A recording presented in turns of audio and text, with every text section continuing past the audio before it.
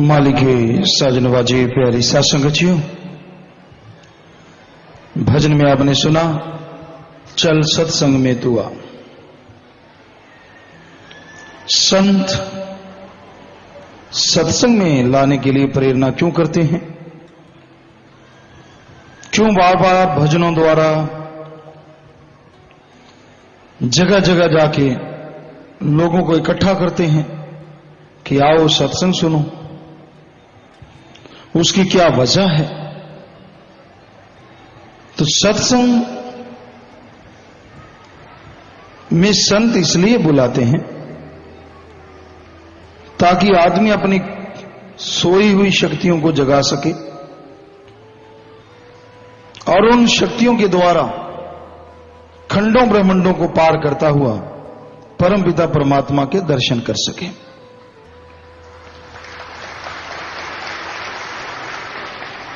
आदमी के अंदर भगवान ने, मालिक ने बेहद बेइंतहा शक्तियां भर रखी हैं।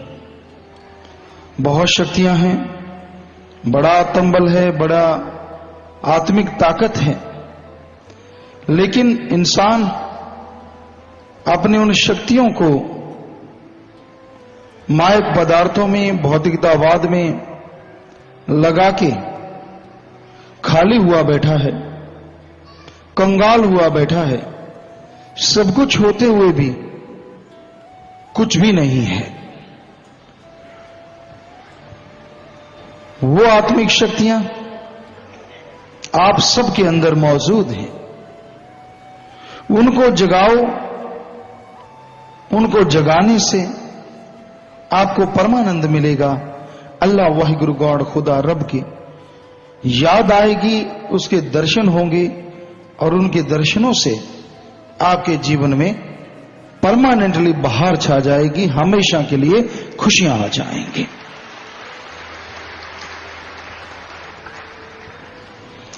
उस मालिक की आवाज, उस रोशनी को कैसे देखें? उसके लिए ही संत सत्संग लगाते हैं। जैसे बहुत किताबें हैं, बच्चे कैसे पढ़ के डिग्रियां हासिल करें उसके लिए स्कूल बनाते हैं, कॉलेज बनाए जाते हैं। बच्चे उनमें प्रवेश करते हैं। पढ़ाने वाले ट्रेंड लोग बच्चों को पढ़ा के डिग्रियों तक ले चलते हैं। कोर्सेज होते हैं, ऑफिसर बनते हैं। उसी तरह रूहानियत में सत्संग एक स्कूल, कॉलेज होता है। मुकम्मल यहां से जीव अगर गुरु मंत्र नाम ले ले और उस पे अमल करे तो अपनी सारी डिग्रियां जो देवी देवताओं के पास भी नहीं, उन्हें हासिल कर सकता है।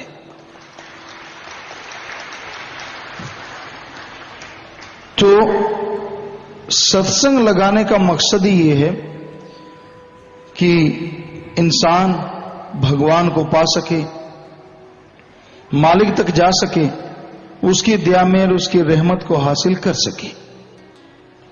सो सत्संग सुनो और अमल करो। सत्संग सुन के जो अमल किया करते हैं उन पे मालिक की कृपा दृष्टि जरूर बरसती है। एक सत्संग में चल के ही नहीं आता, कहां से उसे फल मिले, कैसे उसे खुशियां मिले? जो चल के आए हैं, अमल कमाओ तो बल्ले बल्ले बहुत बड़ी बात है, और अमल नहीं भी कर पाते तो भी आत्मा के खाते में खुशियां तो जमा होती ही होती, खाली कोई नहीं जाता। इस जीवन में भी खुशियां मिलती हैं, पर अगर इस जीवन में, इस जिंदगी में ज्यादा खुशियां हासिल करना चाहते हो तो आप सुन के वचनों पे अमल किया करो। एक कान से सुना, दूसरे कान से निकाल दिया, ऐसा नहीं होना चाहिए।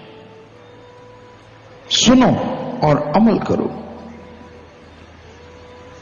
सुनना अच्छा है, पर सुन के मानना ही तकदीरें बदल सकता है। कैसे भी कर्म है, कैसे भी भयानक कर्मों से आप गुजर रहे हैं, इन कर्मों से छुटकारा ओम हरि अल्लाह वाहिगुरु राम का नाम देता है, और राम का नाम, मालिक का नाम सत्संग में से संत देते हैं। सो मालिक का नाम लो, उसका अभ्यास करो। अभ्यास करोगे तो जरूर मालिक की कृपा दृष्टि होगी। अभ्यास कितनी देर करना है, यानी घंटा सुबह शाम कितना टाइम? वैसे तो कोई टाइम लिमिट नहीं होती, पर फिर भी आदमी के जैसे ख्याल है 2 महीने ही करके देखे, सच्ची तड़प से लगन से, घंटा सुबह घंटा शाम, अगर कैलकुलेट करें तो 120 घंटे बनते हैं। और गहराई में जाएं तो शायद 5 दिन और 5 रात ही बनते हैं। तो इंसान को इतना समय तो मालिक को देना ही चाहिए, और इतने समय में ही अंदर से पता चलता है। पर कई तो ऐसे मन के सताए होते हैं, ऐसे मन के ढीठ होते हैं, घंटा सुबह शाम तो छोड़ो, कभी कभार ही मालिक का नाम जपते हैं, कभी कभार ही सीरियसली सच्चे दिल से मालिक की भक्ति करते हैं। निरंतर भक्ति करो, फल की चिंता ना करो। आदमी के यहां पे अगर कोई काम धंधा करता है तो आदमी उसे तनख्वाह देता है, उसके लिए कुछ ना कुछ देता जरूर है। तो अगर आप मालिक का नाम सुबह शाम लगातार जपते रहेंगे तो मालिक भी कुछ छुपा के नहीं रखेगा।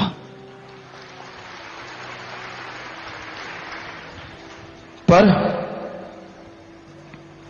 यह संभव तभी है जब सत्संग सुनो। सत्संग के बिना तो नाम का और नामी का पता ही नहीं चलता, यानी भगवान और उस तक जाने का मूल मंत्र, दोनों से आदमी खाली रहता है। सत्संग सुने तो पता चलता है कि वो परवरदिगार, वो राम, वो अल्लाह, वो वाहिगुरु, वो कण-कण में, जर्रे जर्रे में मौजूद है, और वो हमसे कुछ नहीं मांगता बल्कि हम सबको जिंदगी देने वाला है। उसका ये चमत्कार नहीं, अगर हम अपने बॉडी, अपने शरीर की तरफ निगाह मारें तो आपको बहुत बड़ा चमत्कार नजर आएगा। इस शरीर को ढांपने के लिए जो हमने कपड़ा पहना है, ये कपड़ा कितनी जगह से सिलाई किया हुआ है, गिनती नहीं, आप गिनती करो तो पता चले। जगह जगह सिलाई, कभी यहां कभी वहां, हर जगह सिलाई की हुई है, तब जाके शरीर के नाप का कपड़ा बनता है। और भगवान का कमाल देखो, उसने इन कपड़ों से भी पेचीदा सारा शरीर बनाया है, ऊपर चमड़ा इस तरह से चढ़ाया एक भी टंका नजर नहीं आता। हाँ, आपने लड़ाई झगड़ा करके टंके लगवा लिए हो, चोट लगी हो, बात अलग है, वरना मालिक की तरफ से कोई टंका नहीं लगा होता। बिल्कुल। तो क्या ये अपने आप में एक बेमिसाल बात नहीं? बेमिसाल बात है। सो चमत्कार देखने चलो तो जगह जगह पे चमत्कार मिल जाए, लेकिन ये तभी संभव है जब सुमरन आदमी करे, सत्संग सुने, अमल करे, तभी पता चलता है ना कि उसके कदम कदम पे चमत्कार। आप पेड़ पौधे देख लो, कितने तरह के पेड़ पौधे, घास फूस। अब आदमी को कहे कि इतने डिजाइन बना दे, यार क्या मत्था पच्ची करना है, इन्होंने खड़े ही रहना, हरे हरे एक जैसे बना दो, बात ही खत्म। पर भगवान का कमाल देखो, घास निगाह मारोगे चलते चलते पता नहीं कितने तरह का ही मिल जाएगा, अलग अलग तरह के फूल। कहते कैसे बकवास, क्या फायदा इन फूलों का, बना के रख दिए ना, काम आए ना। और तो आदमी आदमी है, भगवान भगवान है, उसने जो भी बनाया उसका कोई ना कोई तो मतलब है। कई कहते मक्खी मच्छर क्यों बना दिया, बड़ी गड़बड़ करते हैं, सारा टाइम तंग करते रहते हैं। कई कहते हैं हमें ही क्यों बनाया, ना बनाता सीधा ही मालिक के पास ले जाता। सो तरह तरह की बातें, तरह तरह के दिमाग, लोग इस तरह की चर्चाएं करते रहते हैं। तो वो मालिक की मर्जी, जो उसने बनाया है ठीक बनाया है, जो कुछ बना रहा है वो भी ठीक बना रहा है। ये तभी संभव है ऐसा कह पाना कि वो ठीक कर रहा है, जब आप सुमन करोगे, सत्संग सुनोगे। वरना लोग अपने मन की बात होती है तो कहते बढ़िया कर रहा है, और मन की बात नहीं होती तो कहते गलत कर रहा है। तो इसलिए सत्संग में आना जरूरी है। इस घोर कलयुग में सुमरन करना बड़ा मुश्किल है। लोग भक्ति इबादत नहीं करते। तो बार बार सत्संग में आओगे, संत जगाते रहते हैं, बात सुनोगे, अमल करोगे तो आप कहीं ना कहीं तो सुमन करोगे। कभी तो कहोगे कि मेरे मन ढीठ मान जा, बहुत हो गई। पंजाबी जी कहते थे बहुत पछंडे मार ले, बहुत छलांगे मार ली, अब बहुत हो गया।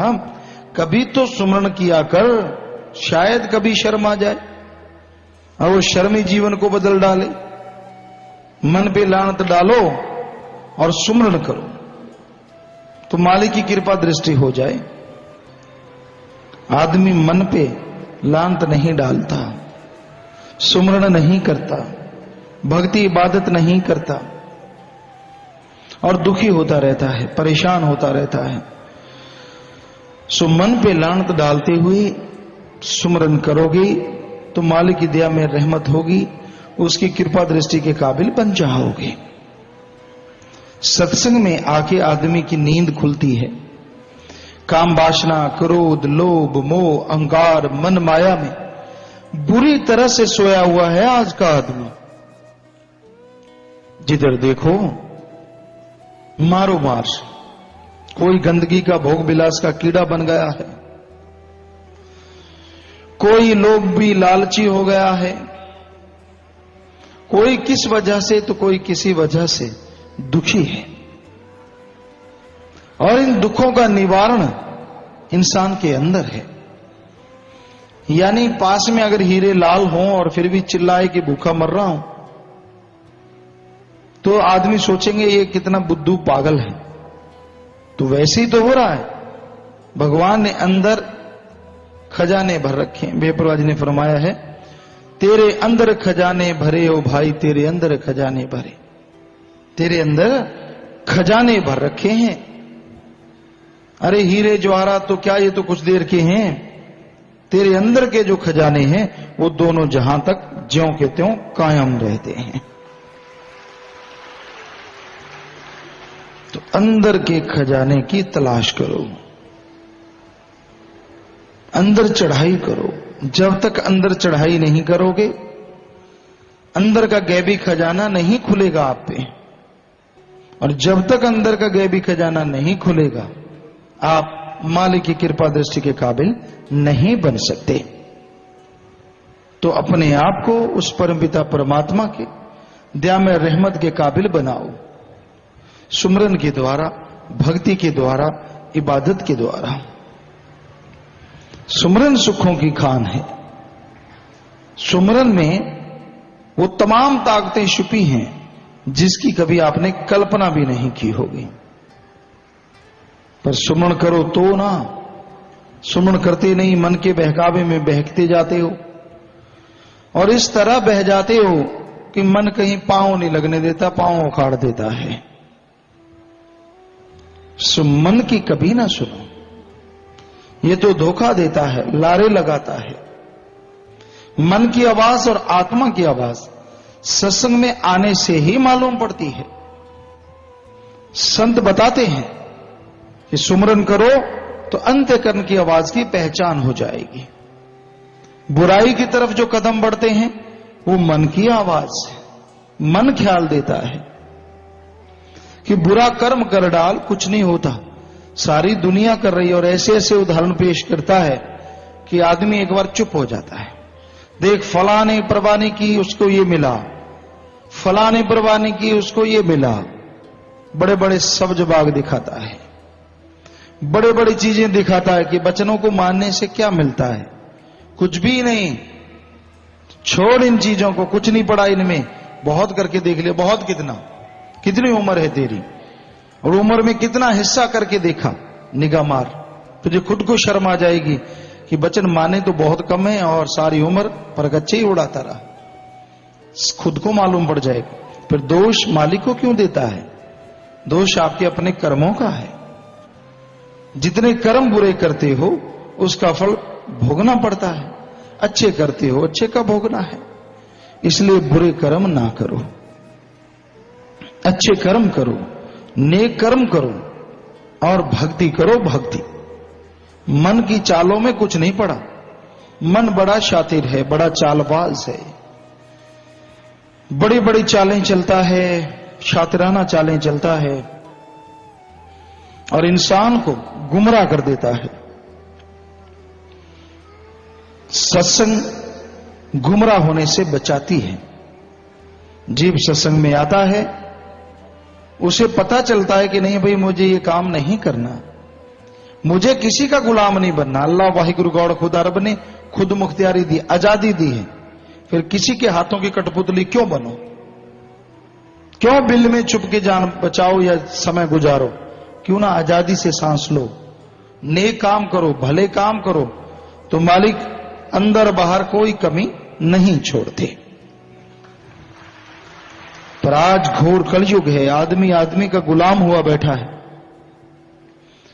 चंद रुपयों के लिए निर्दोषों को खत्म कर दिया जाता है, चंद रुपयों के लिए भाई भाई को मार देता है और लोभ लालच की वजह से बाप बेटे में कत्लो गारत मच जाती है। तो ये सारा सामान यहीं पे धरा धराया रह जाएगा, कोई कुछ भी साथ नहीं ले जा सकता। आपने देखा होगा कितने इस संसार में आए, कितने चले गए, पर साथ किसी की कुछ नहीं गया। ये कर्म भूमि है, ये धरती आपकी कर्म भूमि है। यहां पे जितना समय रहते हो, जितना समय लगाते हो, आप कर्म करते हो तो वो कर्मों का दायरा बनता है, चाहे अच्छे करते हो चाहे बुरे करते हो। पिछले जन्मों के भयानक कर्मों का भी दायरा है।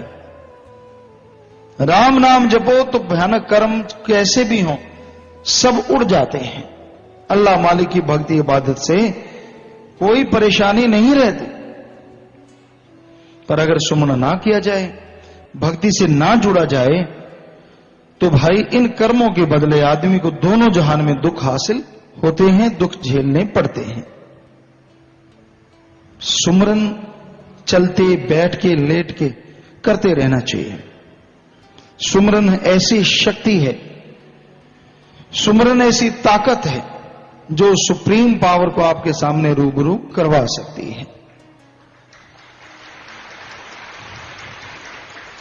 सुमरन भक्ति इबादत परेर सच्चे दिल से अगर कोई करे तो उसकी वो भक्ति मंजूर दोनों जहां में हो जाती है। मालिक के नजारे आने लगते हैं, मालिक का रहमो करम बरसता है, अंदर से खुशियों का एहसास होता है और इंसान उस एहसास के द्वारा धीरे धीरे परमानंद की प्राप्ति कर लेता है, जो कि परमानेंटली रहता है। दुनिया में जितने भी स्वाद हैं वो क्षणिक हैं, चाहे वो इंद्रियों का भोग विलास, चाहे जीभा का स्वाद है, वो थोड़ी देर के लिए रहते हैं, उसके बाद खत्म हो जाते हैं। इसलिए ऐसा स्वाद लो, ऐसा नशा करो जो एक बार चढ़ जाए तो कभी उतरने का नाम ना ले, जो अंदर सुरूर दे, चेहरे पे नूर दे, बेहद खुशियां बख्शे। तो ऐसा नशा अल्लाह वाहिगुरु मालिक का नाम है। सुमरन भक्ति में ये नशा है। जो भक्ति करते हैं, जो मालिक का नाम जपते हैं, उन्हीं के अंदर मालिक का सुरूर पैदा होता है, उन्हीं के अंदर मालिक का नशा चढ़ता है। जो अमल नहीं करते, बेअमले लोग कभी कहीं भी खुशियां हासिल नहीं कर पाते। ये काम करूंगा, कर लेंगे, देखूंगा, देखेंगे, इत्यादि इत्यादि ऐसे शब्द बोलता बोलता इंसान खाली हो जाता है और मालिक की दया में रहमत से वंचित हो जाता है। और जब खाली होता है तो बोलता भी ज्यादा है, थोथा चना बाजे घना। फिर वो लोगों को बताता नहीं मैं भक्त हूं, बताने की क्या जरूरत। कोई भक्त है तो वो वैसे नजर आ जाता है। आप अगर ज्यादा किसी पे अपनी भक्ति का रूप छांटते हो तो आप अपने मुंह मिट्ठू बनने वाली बात है कि आप अपने मुंह मिट्ठू बन रहे हैं, अपने खुद की बड़ाई कर रहे हैं। बड़ाई करो उस अल्लाह वाहिगुरु राम की जो सबको नवाजता है। बड़ाई करो सतगुरु मौला दाता रहबर परम उस शक्ति की जिसने सबको बनाया है और संसार में बड़ाई के लायक नहीं। गुरु सतगुरु बहुत मान बड़ाई या उपमा के काबिल होता है जो मालिक उस रूप में आके दर्शन देते हैं, क्योंकि वो मालिक तक पहुंचा होता है, पर वो मान बढ़ाई करवाते नहीं। इसलिए भगवान की मान बढ़ाई उपमा करना बहुत बड़ी भक्ति है। तो इंसान को करते रहना चाहिए, किसी के कहने से किसी की बातों में आकर भक्ति को नहीं छोड़ना चाहिए।